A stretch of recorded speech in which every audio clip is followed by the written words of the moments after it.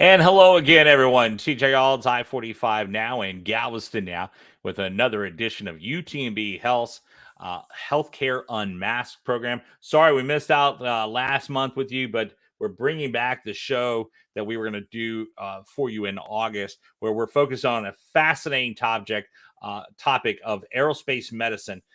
In particular, we're going to be looking at UTMB Health's Aerospace Medicine residency program, in which essentially they're training doctors to go in space. This is awesome to be talking about that today. And coming in to talk about that with us today is Dr. Ronak Shah, who is with us today. Dr. Shah, thank you for coming on with us today about this. And first question up to you, real quick, if I can ask you, is just, for folks that may not understand, but what is the Aerospace Medicine residency program as it is at UTMB Health? Well, first of all, thank you for having me on the show. Certainly appreciate the opportunity. Aerospace medicine is a field that has gone relatively unknown for a long time, naturally because there was a limited market for people who needed us. But as you can take a look in the country and the nation and you see the blossoming of the space industry, space is becoming gradually more accessible to more individuals. And as such, the expertise of a trained aerospace medicine expert is becoming more and more in demand. So UTMB, the University of Texas Medical Branch down in Galveston, has had a training program or a residency for physicians to become experts in this field. And next year we celebrate our 30th anniversary. So 30 years of doing this.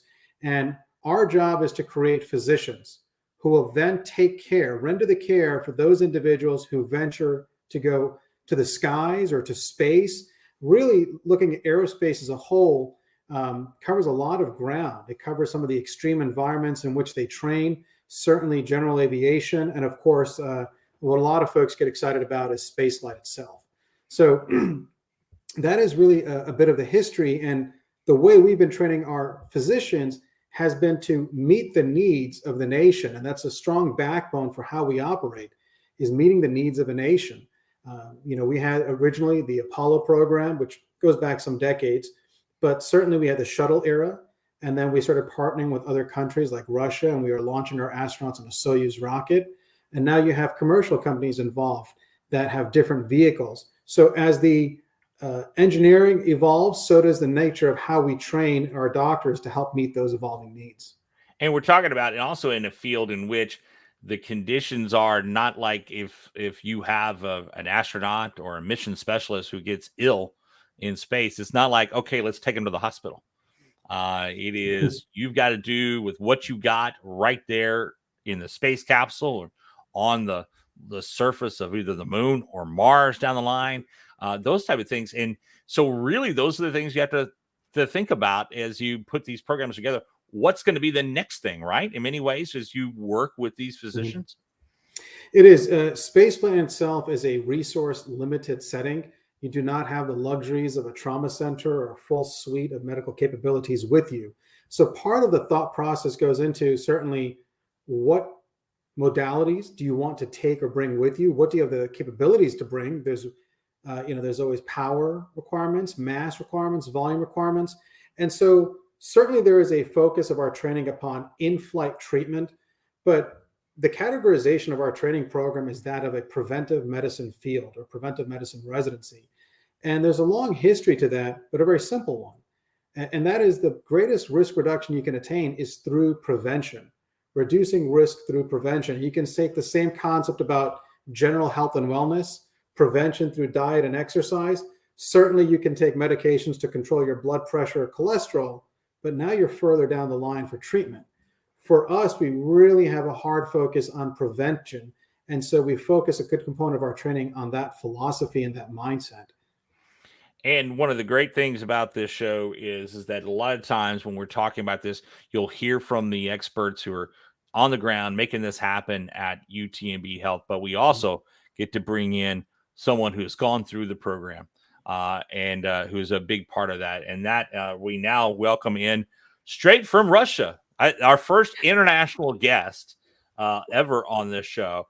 It is NASA flight surgeon. It's Dr. Natasha Cho. Cho, correct? I got to make sure I pronounce it correctly. I'm sorry. I had it all memorized and ready to go, Dr. Cho. And we're so glad. And we should point out you are right now in Russia. It's almost 8 o'clock at night, talking to us right now, correct?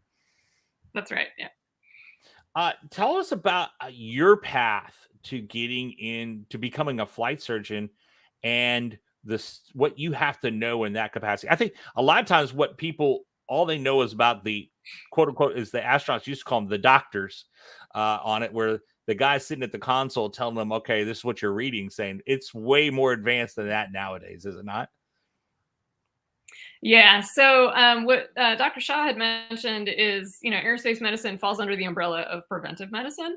And so it is a lot. Previously, it used to be about, we used to say you're taking relatively normal physiology, right? Really relatively normal human beings, and you're purposely putting them in an abnormal environment, right? The stressful environment of space where it's a vacuum. If you don't have appropriate life support, there's a lot of radiation, there's no gravity. So all those things can wreak havoc on your system. Now with like the commercial industry really like making a surge in the space arena, it's no longer healthy astronauts and fighter pilots that you have to be clinically, capable of taking care of, but it's also folks who have what we refer to as abnormal physiology on Earth, right? People with maybe lung issues, like advanced cardiovascular issues that are normally would be selected out of a formal or professional astronaut program. But these folks now have the means financially to fly on private missions. And so it's really about you as a medical provider knowing how those medical conditions are treated on Earth, and then being able to try to predict what the risk would be for that person to fly and how to mitigate that risk, right? Like, how do we make it safe for people with kind of run-of-the-mill medical conditions that on Earth are not a big deal, but that could pose a greater risk in space? So there's a lot, as Dr. Shah mentioned, a lot of preventive medicine, but you also have to think about, where emergency medicine kind of comes in is planning for the worst case scenario. So we always hope for the best. We plan for the worst absolutely all the time and try to engineer that out of things. But you also have to be prepared to actually deal with a situation in space should it occur, obviously, because of the environment that it's in. And not only that, and then on top of that, go ahead. No, go ahead. Go ahead. I'm sorry. We do have it. So I'd remind folks that are just joining us, Dr. Chow, Cho, sorry, I keep saying it wrong, and I will fix myself here in a little bit. Is coming to us from Russia, so there's a bit of a delay in us talking here on this. Go ahead and finish up what you were saying, man, Doctor. I was just going to add, so what other folks may also not know is that aerospace medicine typically or traditionally has involved also getting a master's in public health, because traditionally the patients that we've taken care of have been part of a very specific population, right? So fighter pilots, astronauts, and what have you. And so a lot of that has to do with dealing not just with an individual and their medical certification to fly, but taking care of a whole astronaut corps, if you will, or an entire crew. And obviously with COVID, I think everyone has become much more familiar with the concept of public health and how things like, a virus can affect and impact the integrity of an entire mission. If your whole crew gets COVID, you're not going anywhere. So right. Historically, that has been why public health has also been part of aerospace medicine within preventive medicine. And Dr. Shah, it is for the general populace in many ways, what they know about space medicine or treating those who may be working in the aerospace industry are kind of two extremes. They've either watched Star Trek and see Dr. McCoy with his little device going around this in a bed can scan you, or they watched The Martian with Mark Watney figuring out as he goes on the fly.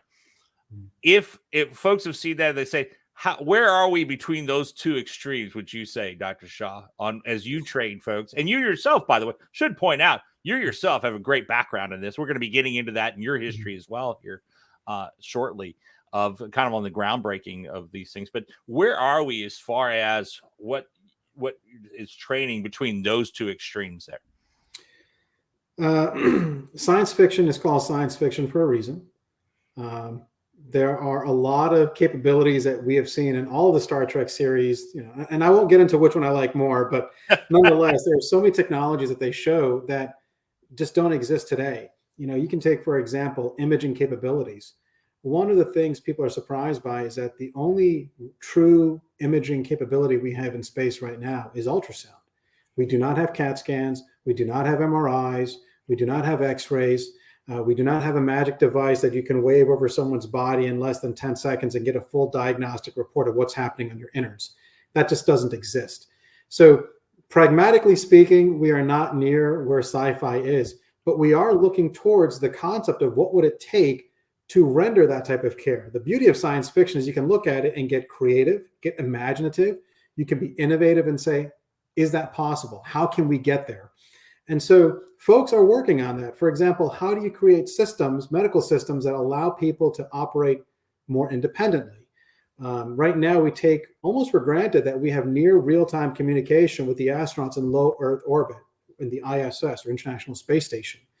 When you travel further away from Earth, the communication delays only get longer and longer. So the question then becomes, at what point do you have to start acting independently versus waiting for a response? Perhaps for the non-urgent things, you could act or you could wait. But for the more urgent matters, you have to intervene sooner.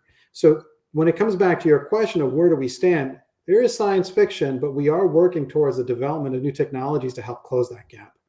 And this is the part that has fascinating me, is that when you said it earlier, and I don't want anyone to miss this, is that this program at UTMB has been around for 30 years now. And I think a lot of folks don't realize that.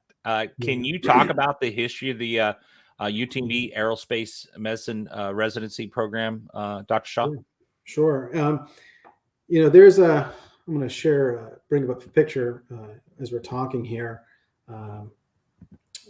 Give me a moment here, but there's a long history in terms of how this field evolved. At first, it never existed, right? I remember, and I'm going to bring up a picture soon of Dr. Charles Berry. Dr. Cho and I were very fortunate in our training to have received lessons from him, full day lectures, 8 hours. This gentleman stood in the room for 8 hours and lectured us on the history of how he became involved decades ago and part of the original astronaut selection. And him asking the question early on, well, what are we doing? What would it take to put a human in space? We didn't know anything. So much back then was discovery. And over time, as you have more and more and you amass greater discovery, you say to yourself, there comes a period where you need formal didactics. You have to structure this into a training program. That's the evolution of education. And so a number of people who had great vision about 30 years ago said, let's start this program. Now, it is worth noting that in the United States military, specifically the Army, the Air Force, and the Navy, those branches have their own aerospace medicine residency programs. But the nature of operations is unique to each of those branches, and therefore the didactics take on certain flavors that help those branches serve their specific needs. We have a great history of cross-pollination. We do learn from them, and conversely, we try to give them education on our part as well. But going back those years, a lot of folks have a military background, some civilian, and they decided to form this program at the University of Texas Medical Branch. And it was done in collaboration with NASA's Johnson Space Center, because quite a bit of the training that you receive is not just in the classroom, but in the field, hands-on, operations. And so it's that synergy of in and out of the classroom that made this very unique. And it goes back to 1993, where it originally started as a space medicine fellowship. I do not want to get into the semantics of it, but a few years later, it transitioned to an aerospace medicine residency. Nonetheless, we look at our alumni with great respect, and I have met some of our alumni from years ago. So with that being said, I will share a picture here in just a moment. It's great. Our rehearsal went just fine on this. There we go. There we go. And this photograph is black and white. That is Dr. Charles Berry, a much younger version of him, of course, on the left side, doing an examination. And again, a lot of history that we take pride in. We have a section of the library actually down in Galveston in memory of him. A lot of great works in that historical library that's in honor of him. Because when you talk about ground level of this study, you're looking at the guy who was it for the longest time, and Dr. Barry, and the fact that both of you were able to hear from him, because, like you said, what are we doing here? He walked in without any knowledge of what would happen once you put somebody in orbit somewhere. I mean, I guess it's important for folks to understand that that things are not going to be, the same as they are on Earth, and there's so many things. How much far in advance? I mean, how far advanced have we become now from those basic knowledges of those early days? Oh, much, much more advanced. One of the things that NASA boasts is a human research program. It's a very robust program where I actually started my career about a decade ago. And it has different arms looking at the different components of human health and physiology that could contribute to optimizing our performance in spaceflight. Things like the human factors component, looking at the development of next generation medical systems, space radiation, looking at the risk to the human and what countermeasures can be developed. So much has grown and crescendoed over the decades. It's hard to articulate in just one sentence, but we have clearly learned much, much more. There are a couple textbooks out that are fantastic for us to learn from. And, this photograph that you're sharing right now, this is a bit of our pride for us. Is this photograph, I think, was taken earlier in 2022. Astronauts, doctors, Kjell Lindgren on the left and Tom Marshburn on the right. Dr. Marshburn is one of our first graduates from our program decades ago, and he was recently up in space alongside Dr. Lindgren, who's also alumni of our program. So certainly our program is designed to train physicians to become experts in this field, but we have been very fortunate that a number of them have gone on to then become selected into the NASA Astronaut Corps and are serving careers as such. And go ahead. You have a series of photos you're going to show us as we talk about that. But I also want to, while you're doing that, is Dr. Cho, I wanted to talk to you. What brought you to this field, to be as a flight surgeon? And for folks to understand, what does a flight surgeon do within NASA, and so that folks can have a better idea. Yeah, thanks. I realized I didn't answer that first part of your question earlier. So flight surgeon's kind of a misnomer, right? I don't fly in space, just to be clear. So we are not astronauts by definition, and we are also not actual surgeons who, operate in a formal operating room setting. The term was really borrowed from the military, right? So in World War I, we started putting people in these contraptions we called airplanes. And after a few mishaps, we realized, that there are some human factors and that, people make mistakes. So the term flight surgeon was born out of the military. The surgeon component comes probably from like earlier war days when a surgeon was typically the only physician or medical doctor on a battlefield. But I equated a lot to the term surgeon general, right? Like Vivek Murthy's not a surgeon, and he's not technically a general, and I'm probably speaking out of my realm of knowledge already on the history of Surgeon General, but it's similar in that vein of basically being a misnomer. That being said, I was super interested from an early age of always wanting to work at NASA. But as a kid, my mom was really great about taking me to science museums. The only type of person I ever knew about as a kid growing up who worked at NASA was either an astronaut or an aerospace engineer.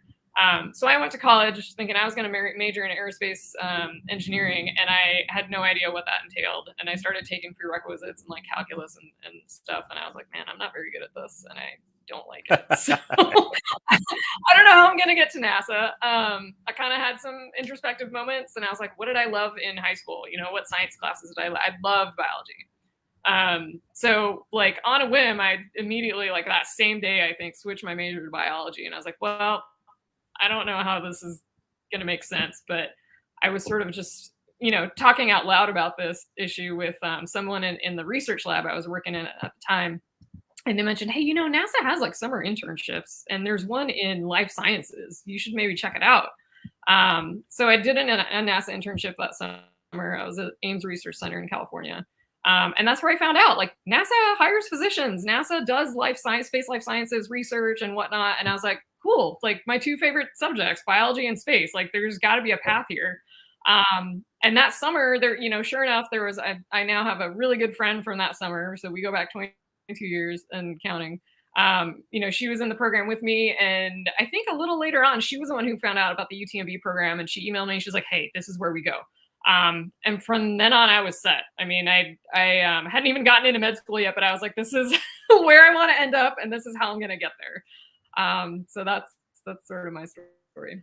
I find that is so great. Dr. Shaw, when you hear about that, when the time when the program was really kind of under, even within the medical world, not as known as much, and you hear the excitement that Dr. Cho says that about how when she heard about it, she's not even in med school yet, says, "I'm coming there." That's got to make you feel good that even in the early days it had that, and now as you go, you're trying to really grow this program so more people think that way. No, that's right. And you can tell she's glowing right now. Yeah.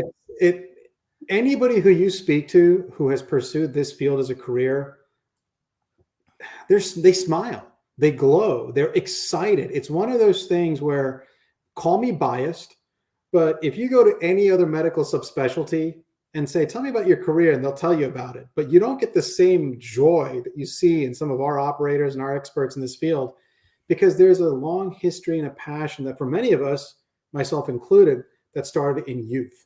It started at a young age and saying, "Well, how do I do this?" In the same vein, NASA's got to have doctors. The people go to space. How does this work? And I know I'm dating myself, but frankly, the extent or the reach of the internet has transformed everything in just 20 years, right? I went to medical school roughly 20 years ago, and frankly, it was primitive IT versus advanced IT today. So for many of us, it was a pathway of, how do I get there? How do I do this? And today, what's great about it is we have greater means, like this very show, to reach others, reaching different demographics at different times, synchronous, asynchronous, right? That enables us to reach more people. And that is really what we need. We need more experts in this field, simply because the demand is really exceeding our supply. Well, we're seeing that because every week now we're hearing about a new mission that's going up that's not NASA based. Right. We are hearing about missions going up from Axiom. We're hearing about missions going up from Blue Origin. We're hearing about SpaceX. And then, and we're still waiting for Artemis 1 to go up for the next, NASA mission to go to the moon. But meanwhile, even countries, Egypt is announced it wants to have a space program. China has one. It is, and obviously Russia has its program. India now with an aggressive program.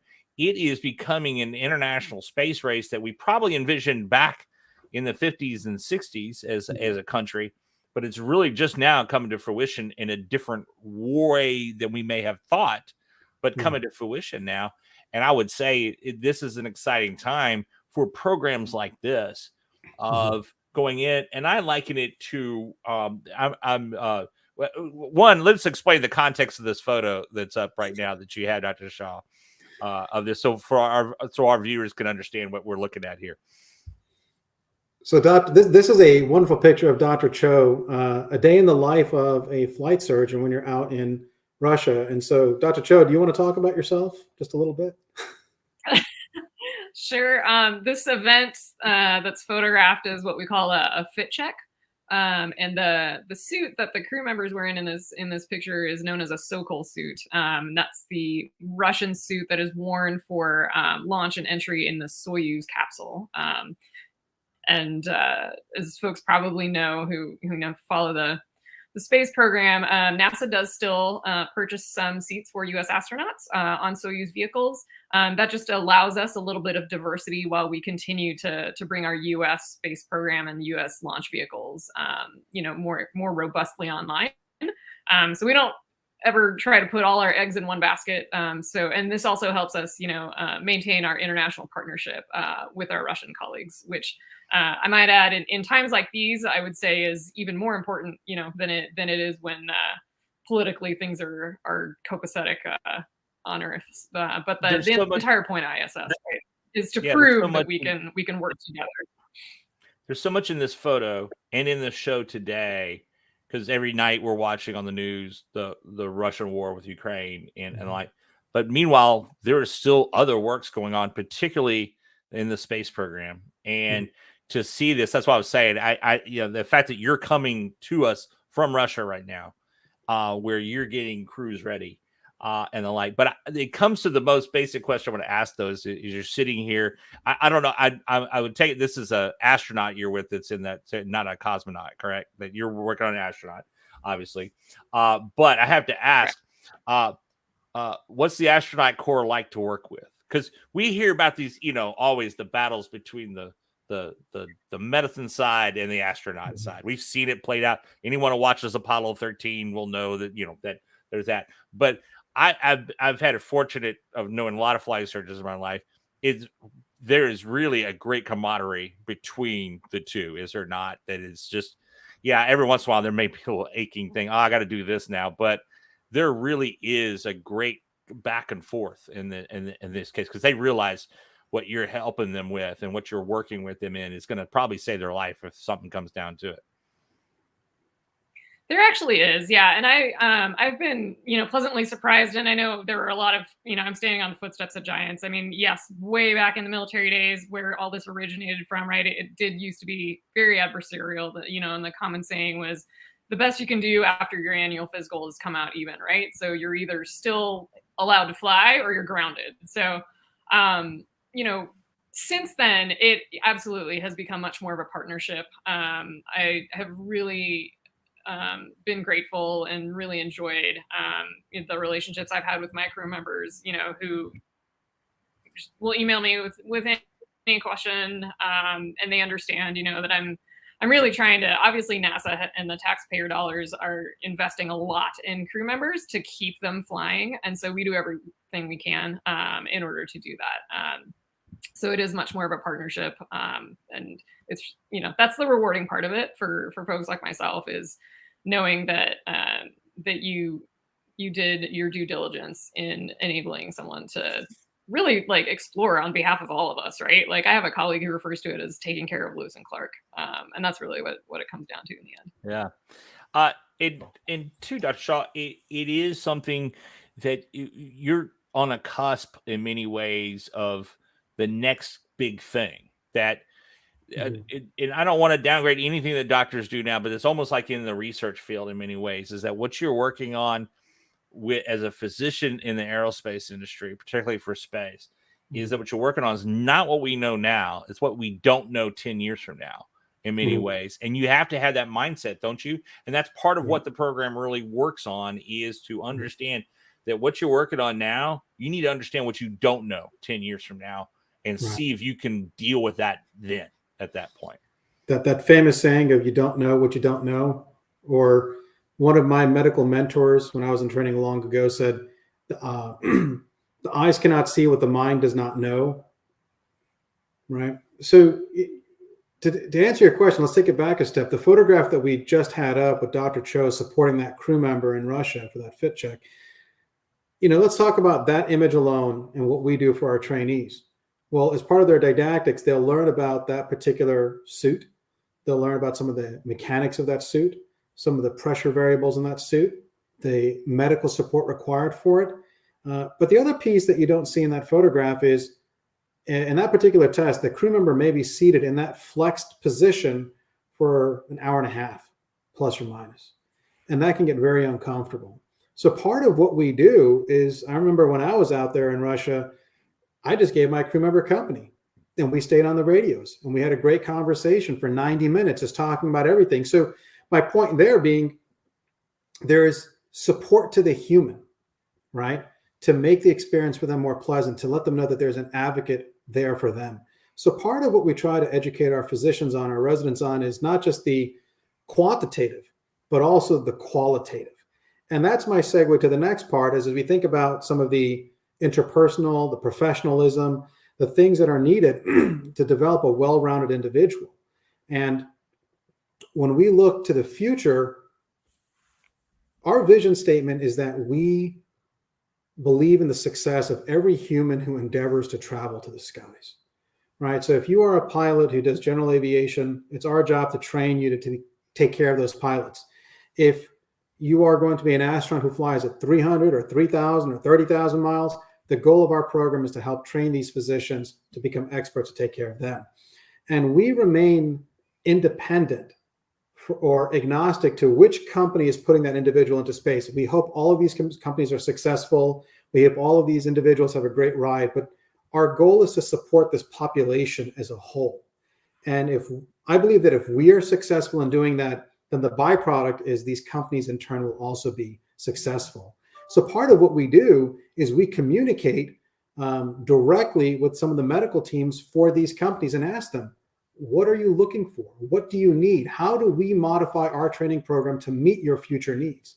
And we're proud to say that we have formed relationships with some of these private companies so that we can send our physicians there for training. This is probably one of the only training programs I can think of where we have to have our residents sign non-disclosure agreements so that they can go do their training. But this is what makes this field very unique. So part of how we operate is going to be premised upon feedback from these private companies. And we work, that's part of our job, is to work to understand these things. And if you can give folks some examples of some of the programs that you're already working with on the commercial side of things. Sure. So we have our residents, for example, will go to Axiom Space. Of course, they go to NASA's Johnson Space Center. We have them working with Virgin Galactic. They will also go to SpaceX. Dr. Cho, help me out if I missed anything in here. But this list is not an exclusive list. The intent is to become more inclusive over time.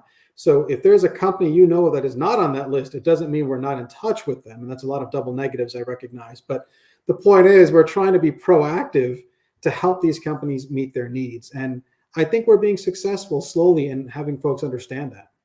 And this is the part that this excites me. This is in our own backyard. And that's the part that when you mention not only this residency program based with UTMB Health, but when you mention Axiom, as I'm talking to you right now, their headquarters are 8 blocks away from our studios here in Nassau Bay. And then they have their new engineering office that's maybe like 4 blocks the other direction from us here. When we think about things, yes, it's out of this world, that it's in space and everything else, but it's also very local in many ways. And to see the imagery we have here, and I know that we were going through this before the show, and Dr. Shaw, why don't you take us through this so we can take a look at some of this imagery that you're sharing. Sure. You were talking about private entities. One of the photographs I have here is there's a company called Space Adventures. Now, by no means is this a promotionary photograph. It's just meant to be factual. We have in the past provided support to this particular company. In the center lower portion of this photograph, you have Dr. Jennifer Law, who's a board-certified emergency medicine and aerospace medicine physician. She's alumni of our program, and frankly, she is a sensational physician who's highly respected in the community. And next to her, in the black scrubs, is Dr. Quinn DeFerena, who at the time was one of our residents in training. And they had a unique opportunity to support one of the private spaceflight participants in the top right photograph as they went to the International Space Station. And they had launched from the Soyuz rocket, and I believe that picture on the bottom left is Baikonur. So this photograph shows sort of the timeline here. You're a resident, some people become an attending, then we have support for commercial companies, and it's a really great exposure opportunity. Not every resident gets this particular opportunity, but nonetheless, when it comes up, we really try to jump on it to expose them to unique environments. Do you have some other imagery you wanted to share with us here? Sure, I can jump on to the next one here. If I can just pull up the next one.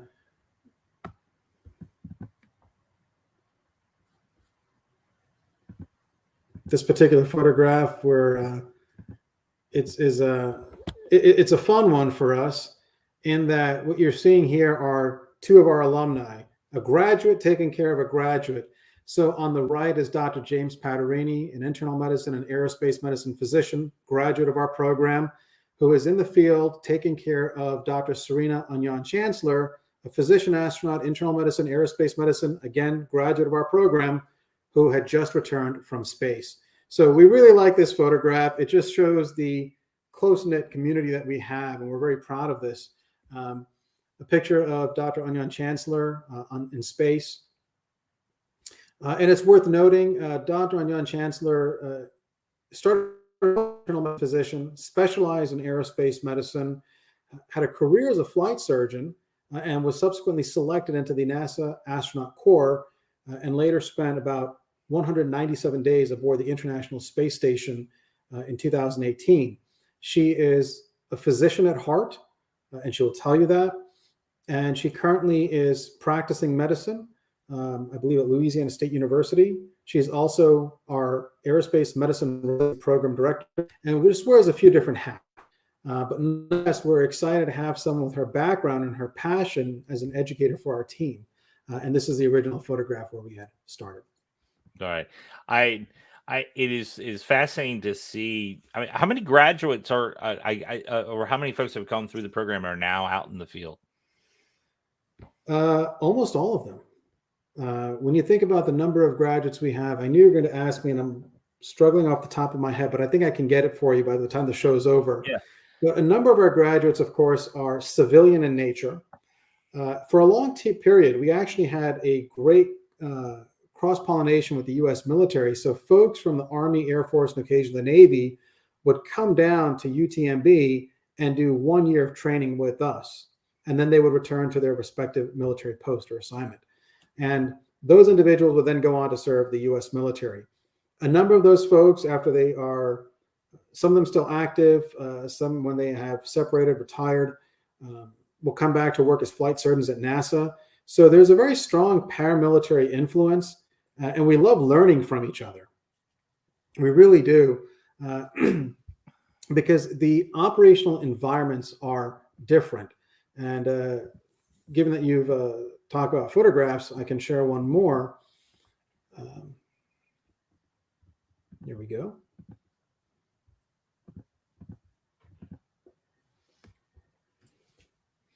This is a little bit of a self-promotion here, but this is a younger version of me when I was in training as a resident of this program over a decade ago. And we had the opportunity to cross-train with the U.S. military as a civilian. So this is a photograph of me learning about some of the aspects of a simulated patient transport in a helicopter environment. And so there's so many things that you learn through the course of the 2 years that you are with us. Admittedly, some of it's just a lot of fun. Yeah. You know, you get to we do should put out, this is things. simulated. That guy is not your patient there is not really someone in all plaster of Paris up and down from his head to his toe. No, not a mummy or anything like that. For the record, this is a simulation. It is a sim person. It's not a human being. And yeah, you're right. There's quite a bit of gauze on that individual head to toe. But, you know, in that particular environment, they pump in audio. They pump in sound. Right. So you feel what it's like. Again, you know, some of us have gone to the Army, some have gone to the Air Force, but nonetheless, it's a great training modality for us. Well, when you talk about training, though, too, Dr. Shaw, is that some of this training that takes place, you take folks into an extreme fields where they have to deal with what the conditions are, and that includes going to the South Pole for some of this. And tell us about that part of things as well. Oh yeah, this is a great question. So in this photograph, Dr. James Patarini, I think having either just landed or about to take off in McMurdo, and this is a fairly new opportunity, a polar rotation where you get sent down to the ice, as we call it. So you get down to McMurdo, which is on the perimeter or periphery of Antarctica. And a lot of folks don't realize that at the height of operations, you can have almost 1,000 people there, give or take. So there's a pretty robust infrastructure, but you need some medical support. Now, relative to where you are, you have a pretty strong medical infrastructure, but when you compare it to a level 1 trauma center, no, you don't. And we send our residents down there to, again, learn about some of the extreme environments where you are in a resource limited setting, communications may be limited, and you have to learn how to operate within those particular parameters. So we're very happy to say that our residents get the chance to go down to McMurdo, and we hope that this is an opportunity that continues for years to come. Some of these individuals, while they are down in McMurdo, may have the opportunity to fly even further down to the actual South Pole, which again, every single one of these people can come back and give you a great story about operations down there, the psychology of being down there. I know Dr. Cho has a particular personal connection. I was about to go to that myself. She shared that with us before the show, because Dr. Cho, you yourself have not done this. You did set out to try to do this training, but there's something that came from that either way that's just as good, maybe in some ways. Yeah, there were kind of two silver linings. So I did make it to the orientation session at UTMB for pre-deployment, which is where I met my husband. So we overlapped, in Galveston for like 2 days. He went down to the ice, and I ended up getting hired at JSC earlier than anticipated. And so I never made it down to the ice, but we became long distance pen pals, and then obviously a little bit more than that later. So I will say though, between my husband spending over a year at the pole, as well as hearing from my UTMB alumni colleagues, that being on the ice is in some ways arguably much more remote, much more wilderness like than being in space. So I've heard a couple of our astronaut physicians mention that sometimes from the ice it can take several days to medevac somebody out, whereas if you're on ISS, you can potentially, depending on the logistics, you can make it home in a matter of hours. So right. There's certain benefit for sure for our trainees and our residents to be down on the ice and to sort of learn the far end of the spectrum of difficulty in terms of a resource limited setting to set them up well for aerospace medicine. Bring that up because you've worked with colleagues who have gone through this, and I liken it to those who may remember seeing the old TV series MASH from the it's 50 years old now. Is that this is an extreme version of that here in many ways? Is again, you may be in a field medical center that's got to move or change its location that even get, and you got to deal with what you have at the point. Mm-hmm. And I want to ask you, Dr. Shaw and Dr. Chow, that if one of the things, how much medical of this is that passing on to those who are going to be in these conditions, how much of this is so that they have knowledge, a la, as I said, I mentioned just again science fiction, but you see Mark Watney figuring out how to do surgery on himself or something like that. How much of, maybe not extreme stuff, of how to understand what their body is telling them, because far too many people on Earth will not listen to their body and end up in the emergency room.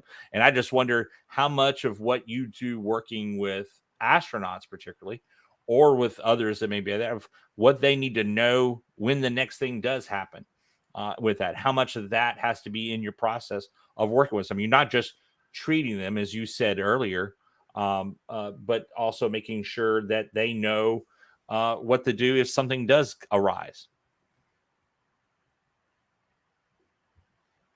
I can speak to that a little bit. So yeah, it is built into the astronaut training. So each of them go through, for lack of a better term, mini medical school. So it's anywhere between 25 to 40 hours, I believe, of basic medical training themselves. So they learn how to do, for example, how to do CPR in space. It's not going to work the same as on the ground, right? Because you're going to be pushing yourself off of someone's chest if you try and do it the way that we do it on Earth. How to start IVs on each other, how do fluids and drying up, liquid medications into a syringe, how does that work in space? And is it different than on the ground? Absolutely it is. There's no air fluid separation in zero gravity. So that is all part of what they learn. In addition to that, operationally speaking, once they're in space, we have what we call private medical conferences, or 15-minute video conferences privately with them once a week. To be quite honest, I don't know anyone who wants to talk to their doctor that often.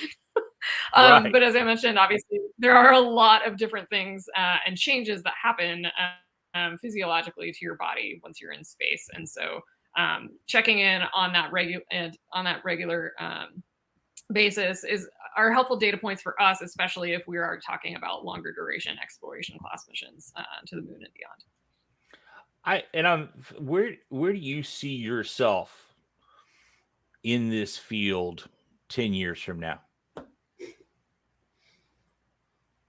And that's for you, Dr. Honestly, I still love doing operations. I would love to, I've been doing a little bit of mentorship with the Johnson Space Center has what we call a clerkship program for med students and residents twice a year. So I've tried to have a clerk work on a project with me at least 1 month out of the year, if not two.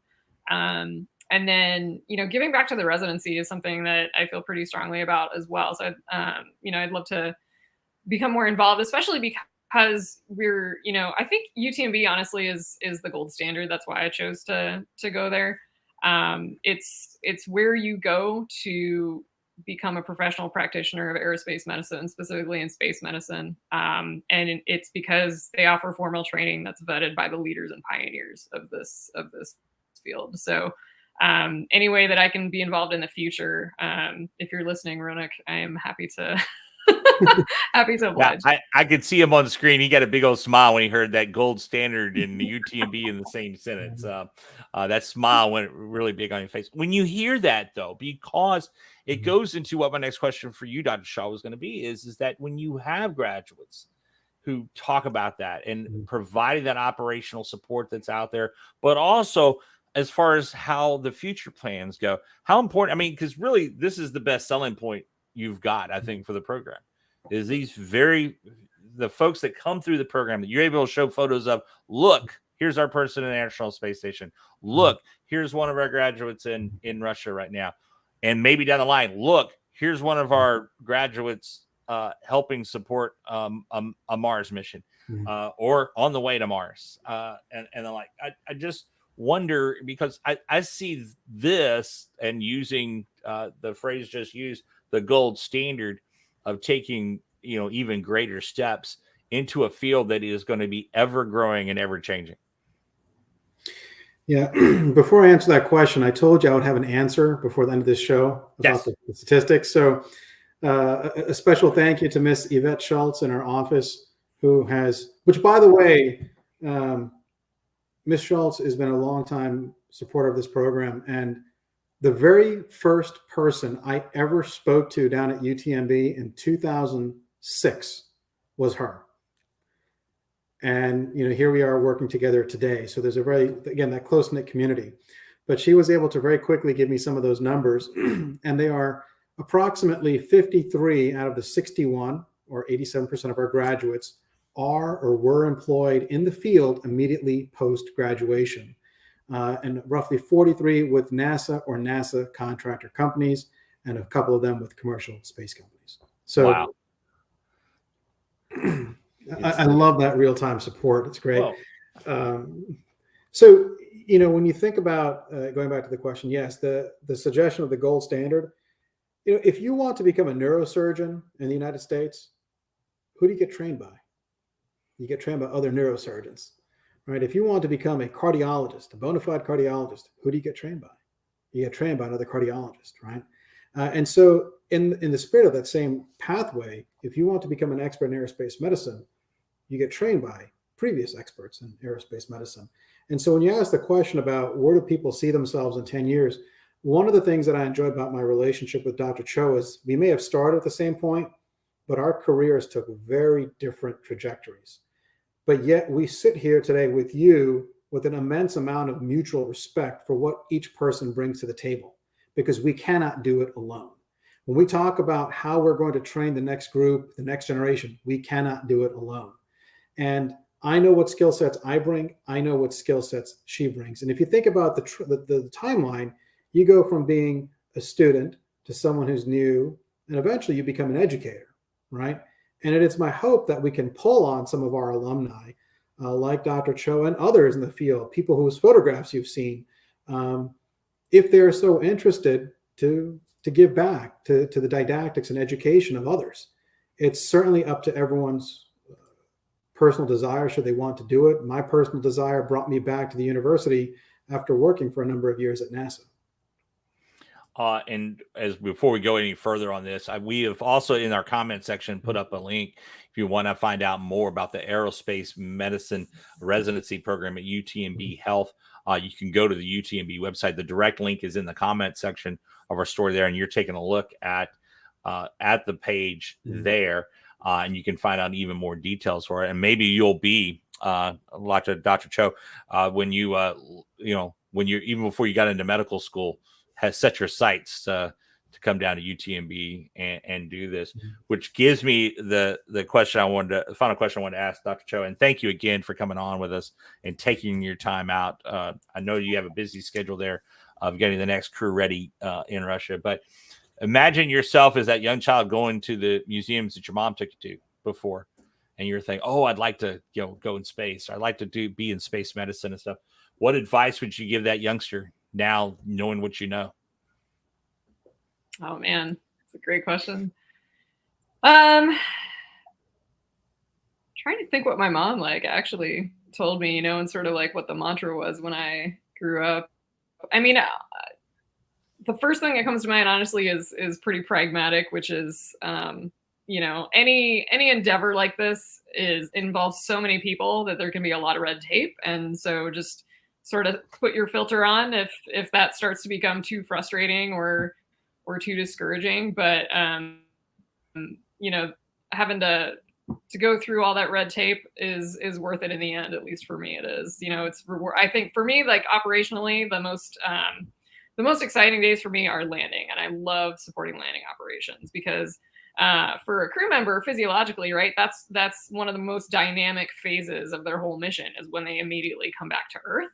That's where we, as flight surgeons and as aerospace medicine specialists, can be of most use and of most purpose for them and of most support for them in those early moments and in the hours following. So for me, just seeing all the different disciplines that come together to support, 3 to 4 humans that are coming hurtling back to the planet in this little capsule, and everyone converges, all these teams converge to support this mission. And you see your crew members come out, and you're one of the first people that they come in contact with afterwards. And everything is clicking just how you practiced it. That's really rewarding for me. And so, I'd say to that little kid, this is something that you can be a part of, and it's worth the effort. The other part is we can't miss out on this. I mean, as I said, and I'm hoping any parents that I know your kids are probably in school right now. Those parents that may be watching this, share this with them because, these are the big things you can dream about doing, but it's more than a dream in this case. If they find an interest now, go into biology, like you talked about, Dr. Cho, is going into that biology and then taking that to that next level, or follow the path that Dr. Shaw did as well, where he's working out in the field and taking this, and then now leading a program that can take it to the next level for folks and for UTMB Health in particular. And again, you see the site up there if you want to find out more. And there's so much of this topic we could get into, a lot of details, particularly on parade of graduates, even if we wanted to do so. And all, but I do appreciate y'all both being on here today. Dr. Shaw, we talked a little bit about where you see this program going, but where do you see this program in the next 10 years at UTMB Health? It's a great question, and I'll say one of the things I'd like us to become, one of the things we have to be cognizant of is a lot of sayings, a lot of quotes, a lot of phrases, but it used to be, how healthy do you need to be to get into space or in general aviation? And the question is now, how unhealthy can you be? Really, how far can we push the limits, but doing so in a safe manner? So for us, when we think about the next wave of individuals who come to this program, we're looking for great clinicians. There is a spectrum to flight. And so to answer your question, where we see ourselves in 10 years is always building upon the philosophy of how you approach this field. There is the pre-flight, the in-flight, the post-flight, and of course, the dynamic phases of flight like launch and landing. And how you approach each component is different. Roughly speaking, you're really taking a really solid preventive medicine approach in the pre-flight phase. From experience, we know in the in-flight phase, we see generally some minor injuries. Post-flight, there's a rehabilitation, readaptation, and of course, there's emergencies in between. There's the dynamic phases. But in 60 seconds, what I've just painted a picture of is the need for multiple medical specialties to work together. It is not just internal medicine or emergency medicine or family practice, but instead all of them coupled with that expertise in aerospace medicine, so all the different areas. So when I think about the future of our program, I think about a couple different things. One, building upon that philosophy and foundation. Two, I think about understanding industry's needs so we can adapt to meet them. That's very important. Three, propagating what is considered to be the gold standard. This is a field where there's ever more to be learned, not less.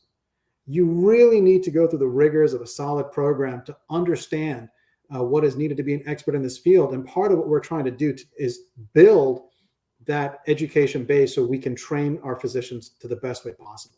So when you think about where we are going to be in 10 years, I see us supporting the companies that are out there, and who knows what other companies will be on the horizon. So it's a very, very exciting time. And I think that it's only going to become more exciting. Thank y'all both for being on here today. We're going to have a word from UTMB, and we'll come back and wrap up right after this. There's nothing more important than quality health care for you and your family. That's why UTMB Health is in the communities where you live, providing easy access to innovative care. At UTMB, we know our patients need personalized care to lead healthy and fulfilling lives, providing everything from primary care and specialty care to urgent care and emergency medicine. UTMB knows healthcare.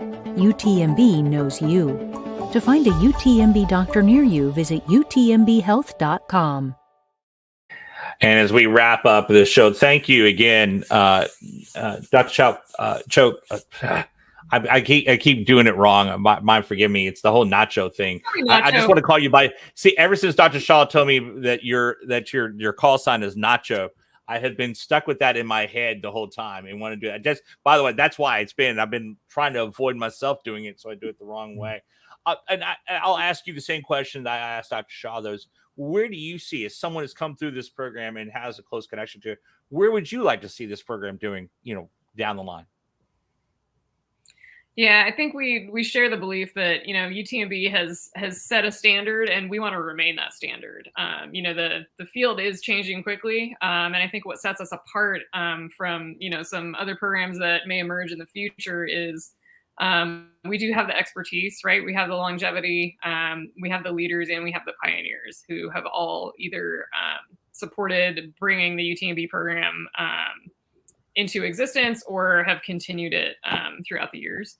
And I think we have the full understanding, right, of what aerospace medicine is. It trains you on the entire spectrum of support. And it's not just preventive medicine, but we integrate along with, our colleagues who are trained like myself in emergency medicine and internal medicine, family medicine. So we've got the prevention aspect, but when we blend all those other specialties in along with it, we have the other end of the spectrum, which is contingency response, right? So ideally, we don't want anything to happen. That's kind of what we say. Like if it's a boring day, for the doc, or things are good. But obviously we prepare for the worst and as well. So continuing to maintain that standard into the future, especially when the risk is increasing with the types of folks who are going to be flying, older, more medical problems, et cetera. We want to maintain the success record of the providers who help those folks fly. And when you talked about the older folks thing, I was just thinking about, I covered John Glenn when he went back for his second trip to space through Johnson Space Center. And I remember, it was all this wringing of the hands and worrying about sending someone of that age back into space, which was the whole purpose of him going back up and swallowing what was a gigantic pill that had electronics in it and stuff. And then it was just a fun thing to see James T. Kirk go back off a launch. Yeah, just the extremes of that. The hand wringing that was happening with John Glenn, who'd been to space before, been through the rigors, been a U.S. senator, and we were all worried about it. But now we just go and then send up William Shatner up with who was 99. They were 98 or something like that about the time. Wow, okay, someone in their 90s going up and not thinking twice about it at the time. I think that alone just showed how far in advance. But it goes into speaking to folks as yourselves who put a dedication into this study and into the training of the folks that are out in the field. And Dr. Shaw, you had a final moment. if I could say anything in closing, our team is about diversity. It's about collaboration and not competition. It's really about leading from the front, because this is such a unique field. And why we do what we do is in pursuit of that vision and just having a personally and professionally rewarding time while doing it. So, thank you certainly for allowing us to be here to share, our views, our experiences with you. Well, it's been an exciting show, and I hope to have you all on repeatedly. As I said, at least once a year. I told our folks at UTMB Health, this is one I've been looking forward to ever since because it was one of the first questions I asked. I remember going to a space con that we had in Houston many years ago, and saying in talking to folks about the Aerospace Medicine program at UTMB Health, saying we need to talk more about this every chance, all levels of it, and to see where it's gone in these last just few years that I've followed it is fascinating. And thank you so much for coming on, and particularly Dr. Cho. Thank you for so much from coming to us from Russia and taking your time out and do this. We know you've been super busy, and we're glad you were able to join us from Russia with this today. And again, to you, Dr. Shaw, thank you so much for coming on. The passion both of y'all have here. This is why we like this show. We want to express the show is that we always bring on folks that have passion for what they're doing at UTMB Health, what they're training folks to do, what they're doing for patients, what they're doing in research. This is another example of that. You can hear it and see it. Real people in our community doing these great things every single day. And we appreciate y'all both for coming on with us today. Well, thanks so much, TJ. And they'll stick around here in a little bit. We'll close out. Obviously, next month, October, our shows, we're going to have a couple of shows related to this as we focus on breast cancer and breast cancer awareness and treatments there, and women's health overall, as we do each October of this show. We'll be giving you the list of those shows coming up shortly. Meanwhile, I'm TJ All. It's I-45 now in Galveston.